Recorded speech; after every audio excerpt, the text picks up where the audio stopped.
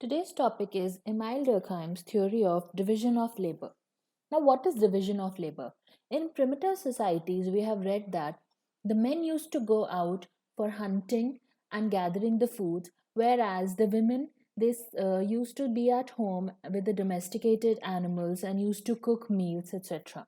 We can relate this with today's scenario as well in the lockdown where everybody is at home and all the domestic chores are distributed among the members of the family, like the child will clean the utensils because the maid is not coming, the mother will cook, and the father will get the groceries and do something. So everyone has been assigned the jobs, and therefore the labor work is divided among the members of the family. So this is known as division of labor. There have been many thinkers who have talked about division of labor in economic terms, but Durkheim talked about it in non-economical view, and this was also his thesis. He said that division of labor in society ensures solidarity of society. What does solidarity mean here? If everyone does the chores or the work that they've been assigned to, it maintains the unity and dependence in the society. He discussed this in his book Division of Labor in Society. He said that division of labor is a social fact, that is, it does not arise from one's own perspective but from the perspectives of other in the society. Therefore, division of labor as a social fact is external, constrained, and general in characteristic. He also said that separation of work and specialization of work are interconnected to each other. That means if I separate the work which I am doing, that is teaching, to my other works, I will gain specialization in it as I will devote much time and energy to the work I want to specialize in. This separation leads to specialization. Now he talks about two kinds of solidarity, that is mechanical and organic. When he talks about mechanical solidarity, he said this in terms of small societies and primitive societies where individuals believe that they're connected through similar work. There is a connection, there is unity because of their work. When you look at a village, if you've ever been to a village, you must have noticed all the houses look same. People wear the same kind of clothes. Their way of speaking, their way of dressing, their language, their beliefs, all of these are very similar in nature. Therefore, we can say that material density is equal to the moral density. Material density means the structure of houses and all the physical things that we can see is very much similar to the moral density, that is, their beliefs, their thinking, their mentality. One more point that he expressed was there is repressive law in mechanical solidarity. That means big punishment for small mistakes. So, if a village boy makes a small mistake, like maybe pickpocketing, he will be given very harsh punishments in front of everybody in the village. Therefore, social control is high. There is a solidarity of similarity. Everybody would know each other's name. There will be groups, they will talk together, watch TV together, and all of these things. And there will be a solidarity of similarity.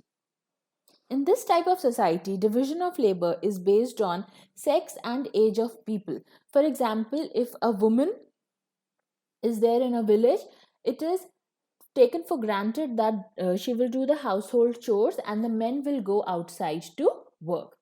On the contrary, is the organic solidarity where the population is large and it will be found in big cities where people do not relate to each other very much. They might not even know the name of their next door neighbor.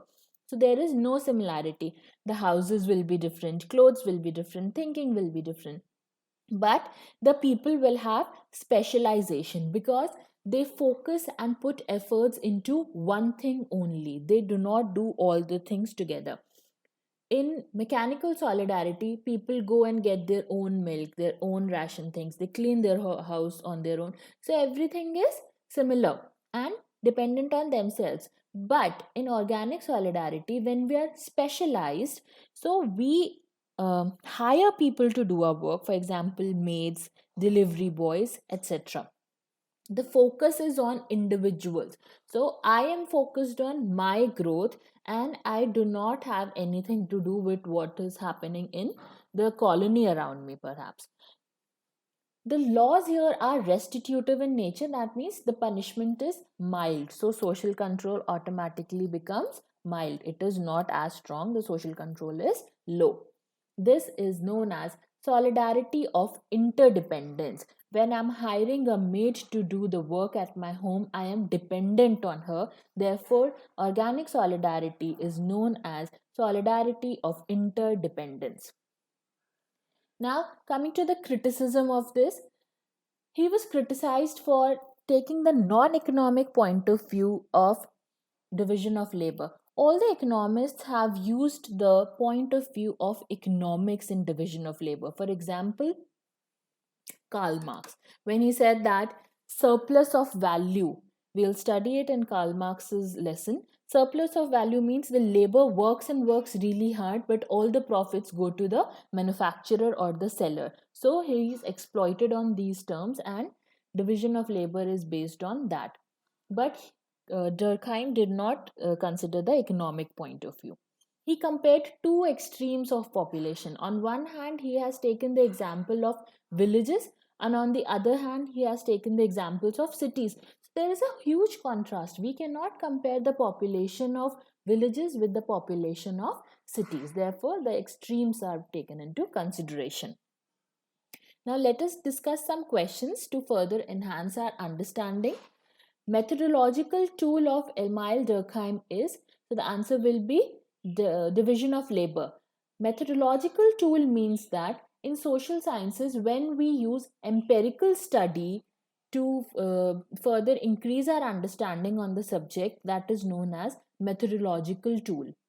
And empirical study means primary data is used, and people go to the field and then they use surveys, interviews to gain their understanding.